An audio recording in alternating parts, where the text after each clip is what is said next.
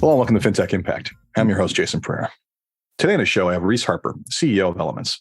Elements is a financial planning software that really is focused on delivering deep, meaningful conversations between clients and advisors, but specifically focused around the key things that they need to focus on in order to be effective in their financial planning journey.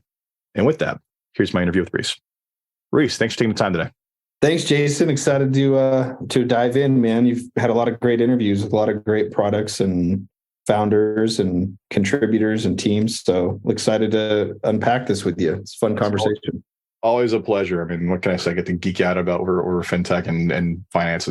It's a great hobby to have. Anyway, so Reese Harper of Elements, tell us about Elements.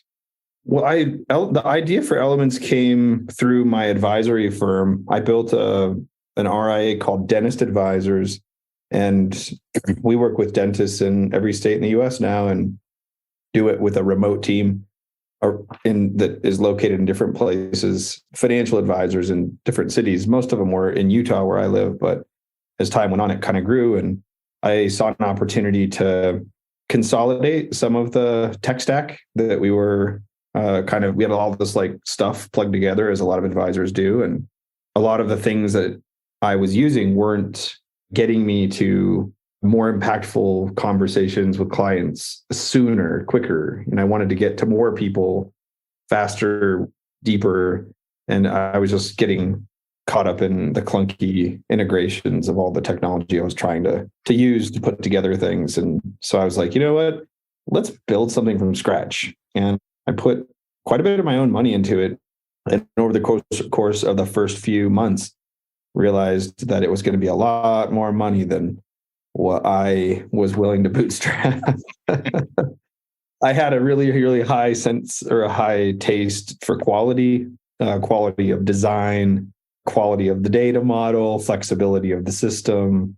I wanted it to all be native mobile. I didn't want to have it be just a React system that was like converted down from a website. I wasn't willing to cut corners. And so if you've ever tried to build your own, it's just going to cost a bloody fortune, but continue. Yeah. If you've ever tried to build your own software for your own needs using your own money from profits from another business, that like an advisory business, to pay for software, you realize very quickly that it's very challenging. And so I raised some money from a professional investor at the end of 2021, and we built the product, released it on all platforms in May of 2022 and sold it. I think maybe in 2022, we might have done 400 financial advisors, or I don't think it was 500, between 400 and 500. And then we raised another round of financing. Our largest round of financing we just closed in January of 2023 and are now set for a little bit. We're set for about 2 more weeks now of payroll. So we're good. So don't worry. You'll be on that treadmill again within 18 months for sure. All right. Yeah. So bottom line is, you found like so many, and we talked about this off air, like a lot of where we spend our time is on the stuff and not enough on the engagement. And, it's been a common refrain amongst many people who come on here. So basically you wanted something that was going to pull this stuff together. Now you built, what I'll title is a financial planning software, because it's more about the delivery and effectiveness of financial planning than it is about the big tables and numbers. And frankly, like that's a red ocean that exists already, right? There's a lot of financial planning softwares that will do all the calcs, right? Talk to me about, what you saw that wasn't from those deliverables, that wasn't what you wanted, and what you did to solve that through your software. So I wouldn't call this financial planning software, but a lot of people would debate that with me over extended period of time. So for the sake of conversation today, I don't call it financial planning. I don't think it's the same thing that people think of when they think of financial planning. When most people think of financial planning, they're thinking about financial modeling, financial projections, financial forecasts of the future. I think of this as financial monitoring / financial vital signs. It's more of a present day analysis of someone's financial health. And I think that financial advice I think most consumers want, and I wanted to be able to just show up and use my time in a really effective conversation that got to the heart of the issue very quickly. And clients, they wake up in the morning with, in my experience, one of two questions. And the first question is a very specific question. It's bespoke. It isn't something that we will ever really know. It's like driven by the day. It could be like, should I replace my roof on my house from the snow that just caved in or something? Like it's very specific to their life in that moment. And a lot of people carry a question like that almost every day or every other day. And the second question, the type of question that they'll have, so it's always questions more than, they never say, I should get a financial plan together. I'm missing a plan, or I want a plan. It's usually like they want an answer to one of these two questions. And it's either the bespoke question or the question of, am I okay? Like, am I doing okay? Or am I on track? They don't know what that means, but they'll say like, am I on track? Am I like good? Am I going to be okay? And so I wanted a way to like skip all of the work of dialing in a financial forecast or a model to answer those questions.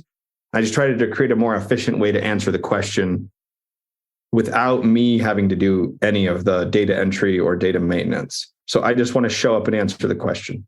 That was essentially the thing I was trying to accomplish with Elements. And we did that by creating some financial vital signs, some scores, kind of like a doctor that looks at a sheet of cholesterol and blood pressure and resting heart rate.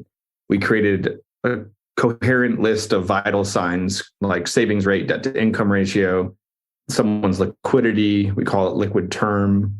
Anyway, we created this list of vital signs, put it in a scorecard. And now, instead of creating a bespoke plan every time you sit down to talk to a client and then answering their questions, the client's entering the data to create the scorecard that's the same for every. The scorecard doesn't change, even though the data itself inside the scorecard changes. But the conversation is bespoke. The interactions you're going to have with them are bespoke. You're personalizing the interaction, but you're not personalizing the presentation of the information. And so what I'm trying to do is just like get to deeper conversations, but not have as many extensive presentations that we're trying to put in front of people. I think it just gets in the way. And that's fair. I mean, also, if anything needs to be edited, we'll edit it out. So don't worry about that. So, I mean, a couple of things you said there to unpack. First off, you said like you're not going to have all that information, right? So requesting it. And that's always a difficult challenge, right? Because the more you ask people to fill out, the less likely they're going to do it. So cutting right to the heart of what was absolutely vital in this case is the thing that ensures the greatest degree of adoption. So I think you've done an effective job at that. And then, your point on vitals. I mean, you're using vitals. I mean, using very lay people terminology, more tech terms like KPIs. So you're getting people to focus in on the key performance indicators to their financial lives to show that basically that is what they should be focusing on, so that you can answer a contextual question, because now you have that dashboard on the screen. I mean, I think that's highly effective. And it's also, back to the doctor analogy, you've all been to the doctor's office and had, here's the clipboard, please fill this out. Doctor can review it, right? And you're adopting some of that as well, in that, hey, I'm meeting with Reese tomorrow. I can take 10 minutes to update this, and he's going to be able to give me or answer these questions. So really, I mean, one of the things I love about what you did is that really cut to the heart of where most of the questions and most of the key data points are. And honestly, I'll be honest with you, when I first opened the app, I was a little bit surprised at how I thought it was a little bit lightweight in terms of what I was looking for. And then, very quickly after I realized that's on purpose, and that's what makes it effective. Yeah, I don't know that it's not perfect, but it was on purpose for sure. I think we're getting closer to like a 5-minute average for prospects and or clients to complete the onboarding flow. We have had, if someone's got a really simple case, 5 assets, couple of debts, it's going to be sub 5. And for really extensive personal financial statements, it might take 7 or 8 minutes. But like we've really resisted the temptation to get it all up front. I think it's really important to do comprehensive over time. You can do comprehensive over time, I think, and you don't have to do comprehensive up front. meaning you can get 85, 90% of what you need. And you could wait on like collecting the tax return. You could like wait on maybe getting an in-force ledger on their permanent life insurance policy. There's some things you can wait on for at least a day. You could wait till after that first conversation. So I'm trying to lower that gap I'm trying to get to the pain quicker. So if the client's or prospect's pain is I have this question and you're like, here's the list, here's the PDF of all of the things I need. Can you get it over to me? Your conversion rate on that's going to be really low. Like people are just not going to like on average be really excited about that. But if you say, oh yeah, I've got an app I'm going to text you real quick and it's going to ask you just a handful of questions to prepare a scorecard that's going to tell me how you're doing in all these key areas. And then I can answer your question with more context. Then they're like, okay, I'll fill that out. Just text it to me. And then you get a really fast adoption rate on it. And you're just able to have that first conversation go way deeper. So we really feel like this is for prospects, it's for clients, but you're trying to get to the point where you have that impactful conversation quicker. So, well, I think you're effectively doing that. So, of course, that's what I'm interviewing. All right. So you have that. It's mobile ready. Talk to me about what key data points you're getting and how you helped organize this, because I think that's something else you've done. Just the way you've stacked this up has made it very approachable for the layperson. Yeah, I mean, you could really overwhelm people quite quickly if you say we have to collect all the financial vital signs that exist in the world. Like that's a lot of vitals too. So, and that's more than what's necessary to start a conversation and to begin to move forward with someone. So we've created what we think is a holistic set that you can begin with and end with in terms of the clients, the visual that you're putting in front of them. So think of the scorecard as 12 vital signs that really point towards the big stuff that people think about: spending, savings, debt, taxes, liquidity, retirement accounts, their overall wealth, insurance. There's a vital sign that kind of points to one critical area that is all wrapped up and interconnected. So when they look at that scorecard, they're not thinking, if you're talking to them about one question and you bring them into the scorecard and you say, let's address it, it's right here, they're simultaneously also seeing all the other scores. And they're asking themselves like, well, wonder what that other one is. And I wonder what this other thing is. And I wonder what that might be. So you're kind of at every turn, you're showing them there's more than what we're talking about right now, but I'm not going to overwhelm you with all of that. I'm just going to talk about this one thing. So it's kind of like a nice visual. The scorecard is just a nice big square with square blocks that has a score in it, and you can click it and go deeper into that. But the scorecard itself shows kind of this holistic, comprehensive, interconnected view. And we broke that scorecard into several types of scores. Some are cash flow scores that are all collected into a group. So saving money, spending money, paying taxes, and paying debt are the four elements that are the four vital signs that cash flow is made up of. Those four are pretty much universal to all people. And it allows you very quickly, as someone who's monitoring the financial health of a client, you can look at that and go, like I saw an advisor this morning send me a message and he said, my client onboarded, took 4.5 minutes. And the first thing I noticed was the question they asked me was, should we pay off our mortgage faster?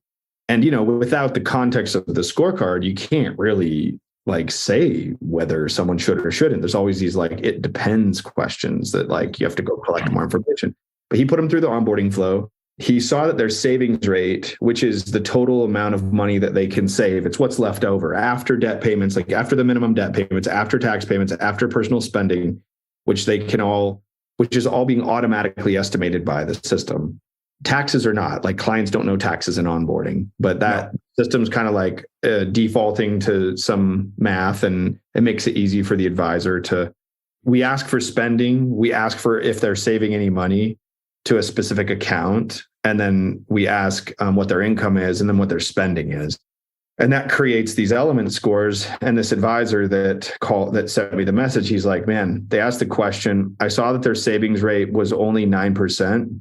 And not that that's low, that's still in the low group. We call 10% to 20% typical. And low is very low, 0 to 5%. Low would be 5 to 10%. And that doesn't mean that it's bad that someone's saving 5 to 10%. It just means it's low relative to typical. And typical is a different thing than saying it's good or bad. Just we're trying to kind of give clients a range. So he said it was only 9% and their debt to income ratio was 38. And he's like, it was really easy for me just to answer the question really quickly and go, look, and their liquid term score, their liquidity score, which is the second question you asked, or the original question you asked was how the information is organized. One of the areas is the asset mix that someone has. How liquid are they? How much of their net worth is concentrated in qualified plans versus real estate versus any private business equity they might have? That this client's liquid term score was like a 0.2, just 0.2 years, just a few months liquidity. And so like paying extra towards a mortgage right now, if the savings rate was 9% and if they only had less than 2 months of liquidity, probably wouldn't, it's not the most prudent course of action. Like we should expand that liquid term score to a 0.5, which would get us like 6 months. Maybe even some people might say go for a year, like get a year's worth of personal spending like saved up so that your anxiety is a little bit less and you're not feeling stressed. And then maybe you could pay down that mortgage if you had like a values driven reason to do so. Like maybe this person just hates debt, had a bad experience with it. Their parents hate it. They hate it. And it's like a big goal of theirs. That's okay to do that. We want the client to be able to have that option, but not at the expense of their own well-being, which is in this case, what would have happened if you took that only 9% savings rate that they had and redirected it toward extra debt payments.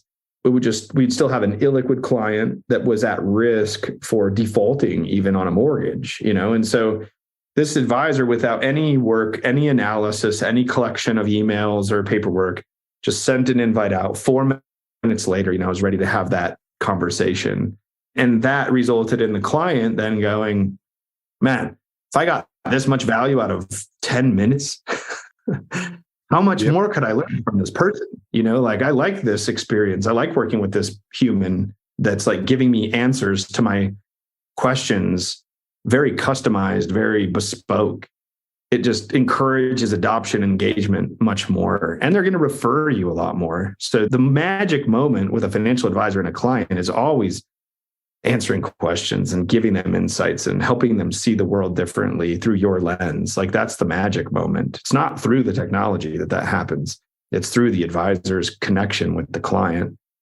And I just think it's really impactful to get there fast because as soon as the client experiences that once, they're like kind of hooked for life.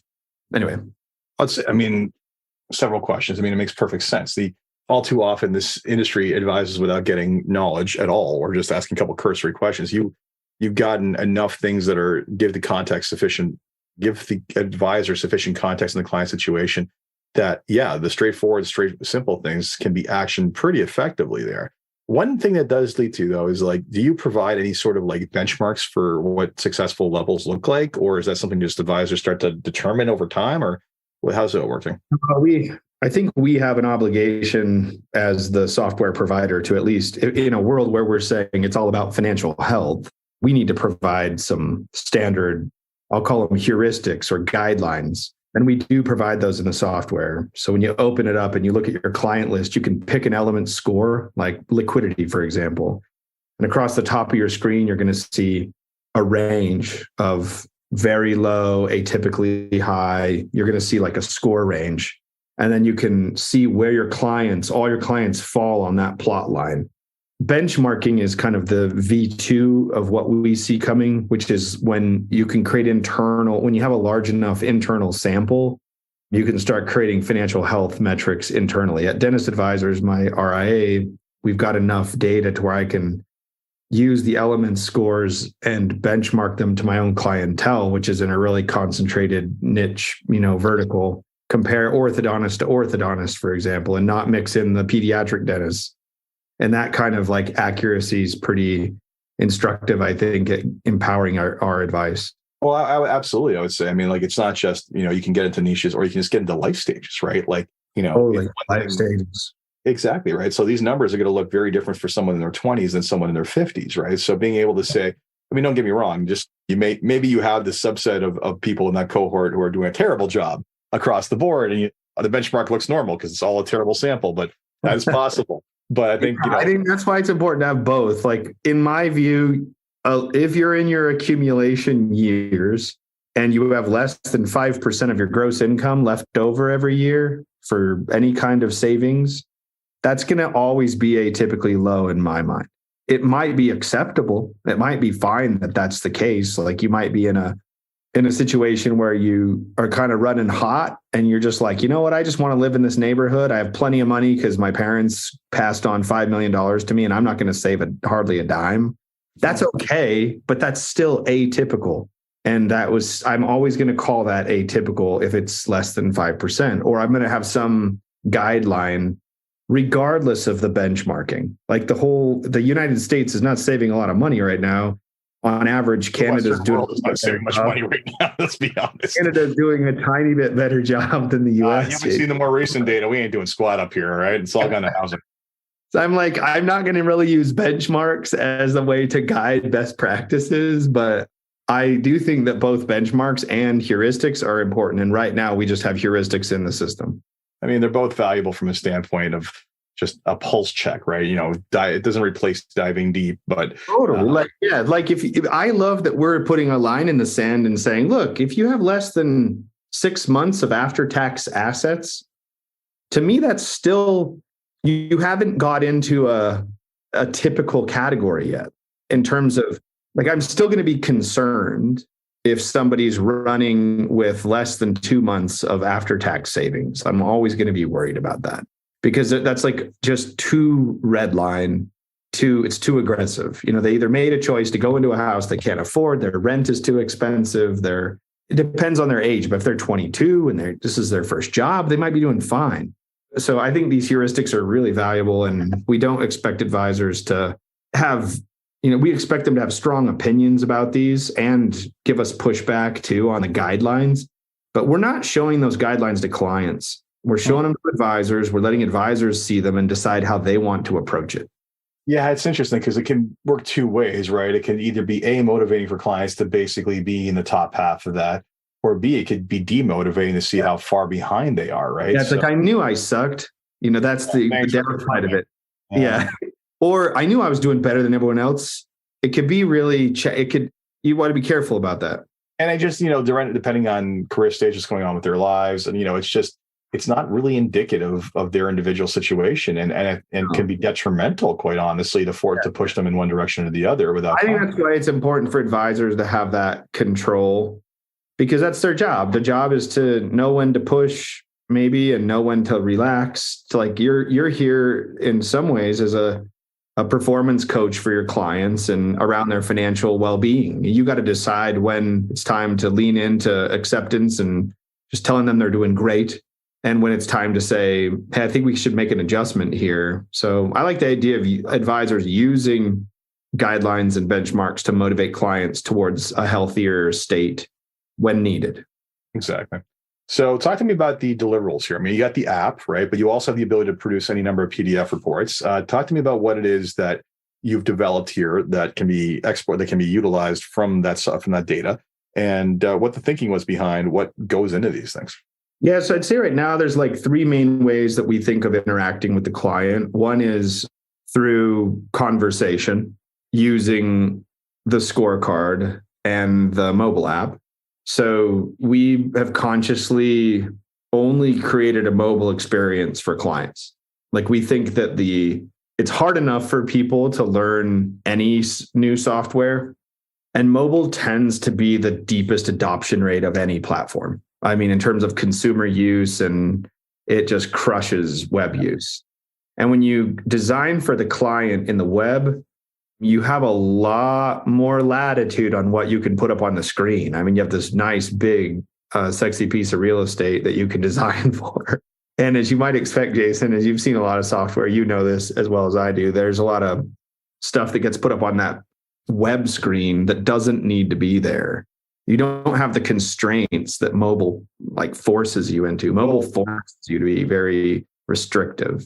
Yes, and all too often it becomes basically throwing up whatever stat said clients said they wanted without any real context of the overall experience. Whereas sometimes being good constraints can create great outcomes. Yeah, I call it creative constraints, or that creative tension that's there. I think mobile, we chose to do force mobile as the native mobile is what we use, which are it's a native Android app, a native iPhone app. They're built for the devices. They're using native code. They're not websites. They're actually apps that work offline. And so these native apps allow a client to know exactly what you want them to do as well. Like you're pointing them to one thing, usually, not 5 options. So if you want them to update data, you can point them to update data. If you want them to respond to an in-app message, you can point them to that in-app message.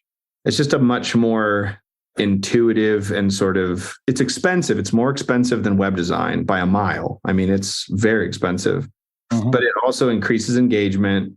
It is more curated, and it forces you to say, what is the thing we're trying to optimize for here in this moment? And so we really put a lot of time into the mobile app. That's the first thing we think about. The second thing we think about is the insights engine. So the insights engine is what are we going to surface to the advisor to show them what's going on with their clientele? Are we going to, every time that someone logs in, are we going to say, hey, look who's in the app right now? Are we going to say, they just edited this field? Or is that going to be noisy? Is that going to be too noisy? Like, what's the default kind of state that we want? Okay, well, do we want to give advisors 50 things we can turn off and on and kind of overwhelm them? Or do we want to be really conscious about what we surface and say, oh, every day we're only going to surface 3 things that are like the biggest, most egregious things that we see in the data? So our insights engine identifies what's next, and we suggest copy, we suggest communication tips, we suggest things to do. And that's in the web, not on the mobile device right now. It's just too much to process in the mobile device. The advisor mobile version is mostly meant for real-time analysis. And when you get on the phone with the client, you're going to be editing data on the fly with them. The web is there for triage and book level, clientele, overall level views. So insights engine and how we communicate to the client through email and through in-app messaging, which is a feature we're launching next quarter in Q2. So in-app mobile messaging, email communication, the mobile scorecard and personal financial statement. And then we have reports. We have a progress report and a personal financial statement. We have reports of each of the element scores that kind of educate the client on the topic. It's a whole new language that we're teaching the client. We've done that by design. We've created a new language to discuss things with clients because a lot of clients bring some kind of bias into the conversation from previous instruction they've received or TV shows they've watched or podcasts they've listened to. And so sometimes if you use words like inflation, they assume one thing and you assume something else, and you're really not actually communicating. You're just both thinking something different about a word. And so we've really been kind of conscious about defining some new terminology and creating reports that show how that terminology, what it means and how we're calculating certain scores. And so a lot of advisors use those PDF reports as a way to educate their client on a topic. So when a client asks a question, like this example about should I pay off my mortgage earlier, the advisor could send out the liquidity report to have that conversation, or he might send out the savings rate report that shows how, because both sides of that coin, both liquidity and savings, were both part of the answer to the question. And so an advisor will sometimes grab a report and just walk someone through it. So that's where we're at right now, kind of the main things we'll say to do with the client through the system. I'll tell you, the in-app chat functionality alone, I mean, you've already given us clients purpose to have an app on their phone. And then you're going to add that, which is last thing the world needs is another chat app. But the first thing the entire industry needs is an actual chat app, right? I've often lamented in the past, I'm talking about this, that almost everything that matters to you in your life has some representation on your phone screen. Except us. And that is such a miss. And I wait to see in a couple of years when it's a normality and we cracked it in multiple ways. But I commend you for taking that approach first, and also like layering on other ways to nudge them. I'm looking forward to seeing what happens with the chatting and the nudging engine. So that's pretty fantastic. So before I get to the final questions, question for you, talk to me about like what you've seen, how this has impacted people's practices. Like, what are the success stories you've seen of advisors who adopted what you've done and were just kind of like blown away? And what are their clients saying? Yeah, I mean, it's interesting. I watch videos of sales calls and customer success calls where we're doing renewals and stuff, as often as I can. And I saw a lot of great things this morning. One thing that I've been noticing is people are using our values cards a lot. It's a feature I've been testing recently. I developed a card deck of like 70 something values. And then a lot of people are using our digital values card experience right now. I think it's at getelements.com/value-cards. I think that's where it's living right now. /value.cards. Okay. That's like a little bit harder, but no, we'll post that in the notes. Yeah. And there's just like an exercise that I'm seeing people use that a lot as a prospecting tool. So that's been really fun. And people are saying things like, man, I sent this link. They gave me all their values and pre-populated the Elements scorecard and financial statement within like less than 10 minutes. And I had the most impactful first conversation I've ever had, like without doing any work on my end, right? I know values, I know purpose, I know personal financial statement and all their financial health vital signs. That's really cool to see. Someone else last week, I remember, told me that they were surprised at how fast people were getting back to them with this request. So as they leaned into, I want to see how your scorecard is looking, it was a new thing. And so a lot of their prospects are filling it out very quickly, as opposed to the traditional thing that they've been using in the past, which is a much more extensive kind of financial plan oriented conversation. One person I'm thinking of as well, one of the highlights that I can remembering was he met with a CPA.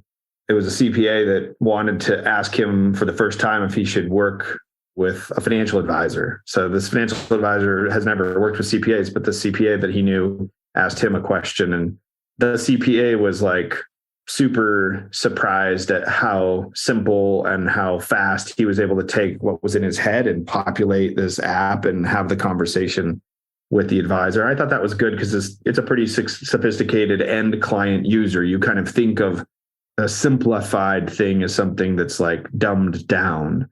But when you just do design really well, it's actually more sophisticated if you can get rid of all of the fluff and just get to the brass tacks. And that was really cool.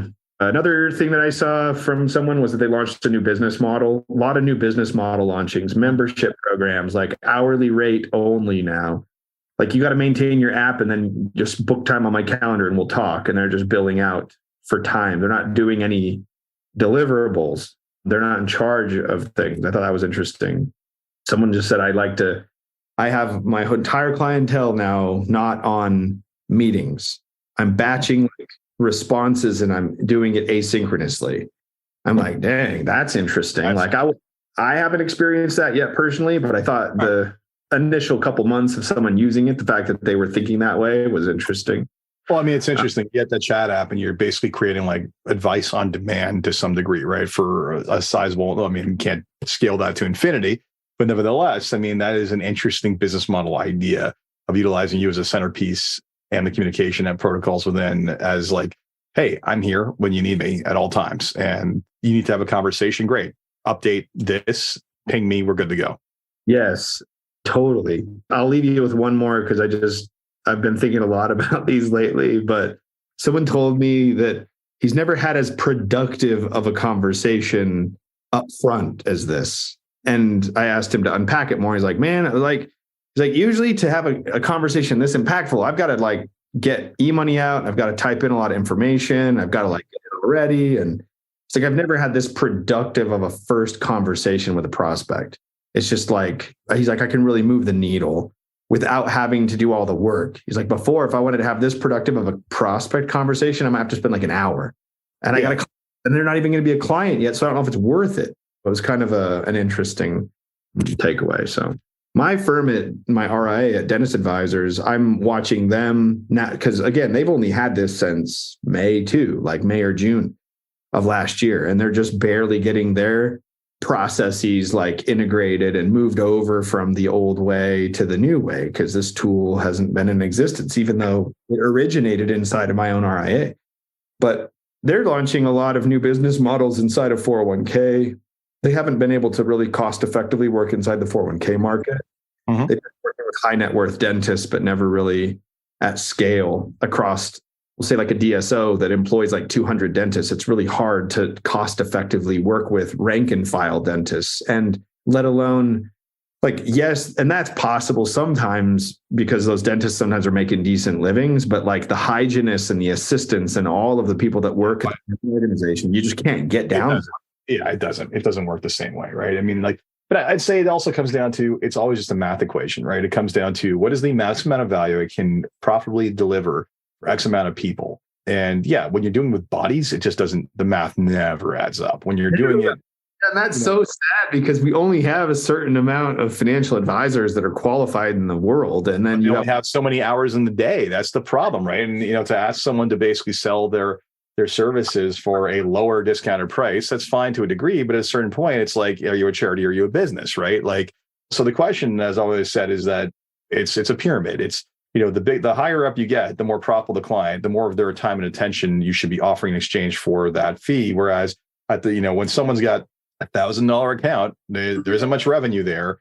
Realistically, the value for money trade-off should be, not necessarily one for one in that regard, but especially when you're dealing like large 401ks, there's a pooling effect, right? So, but it's still going to be a challenge to actually provide any real tangible value to a large segment of that group. And that's what I mean by this new business model creation. Is I wasn't anticipating this, but I mean, I'm seeing subscription models that actually make it profitable. Yeah.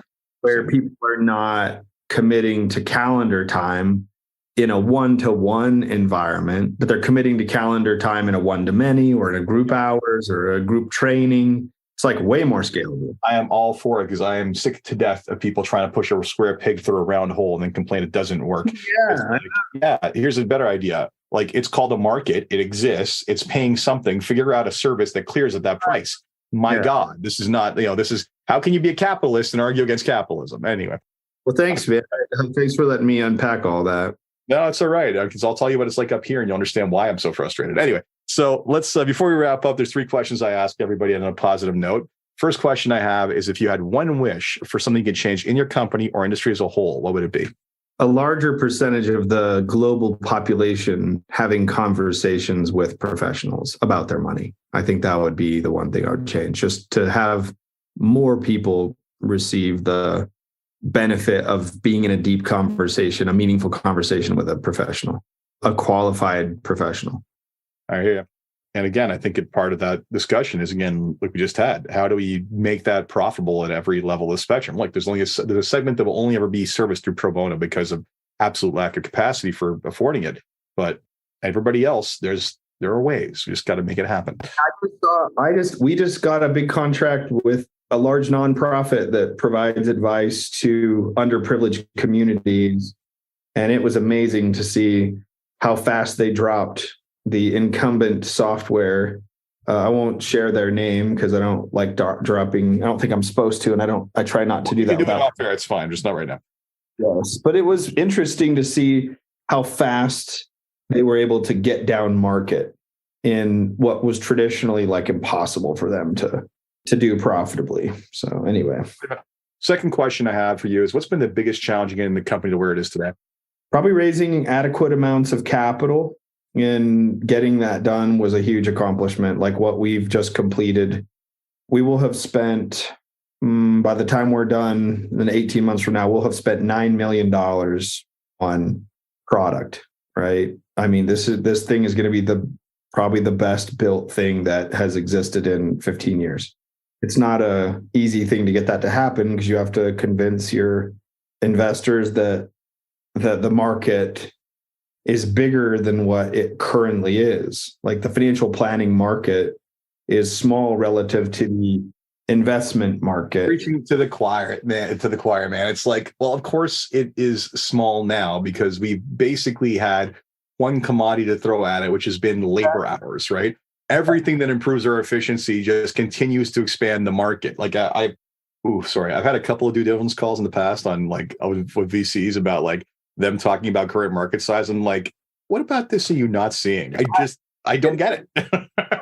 That's probably the hardest thing. And to have accomplished what we've done up till now, I think it's taken a lot of smart people, a lot of hours, and a lot of persuasion. I think we've got alignment now with our investor base and our customer base, and it feels great.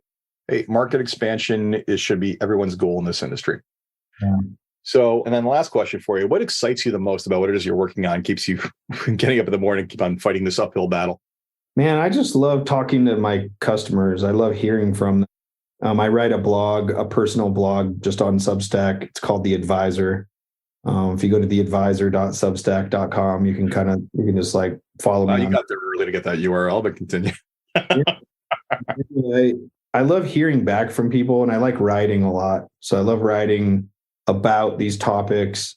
I love like the work on ideas and the work on theory and how to do things that people say you can't do. Like why do people say that things can't be done? I like spending time on those kind of questions. And it isn't a law of physics. It's not true. To the extent that ideas can help make the world better and improve people's lives, that's kind of what gets me out of bed in the morning. I just want to know that I've spent time working on things that matter, that helped, that in some small way, like made a difference to somebody. And that's what keeps me going. Fantastic. Reese, thank you so much for taking the time today. Thanks, Jason. Look forward to hearing from you again, man. Thanks a lot. So that was my interview with Reese Harper of Elements. I hope you enjoyed that. And I encourage you to take a look at what he's built and think about how it can change your customer engagement and possibly expand the market. As always, if you enjoyed this podcast, please leave a review on Apple Podcasts, SoundCloud, Stitcher, Spotify, or wherever you your podcasts. Until next time, take care.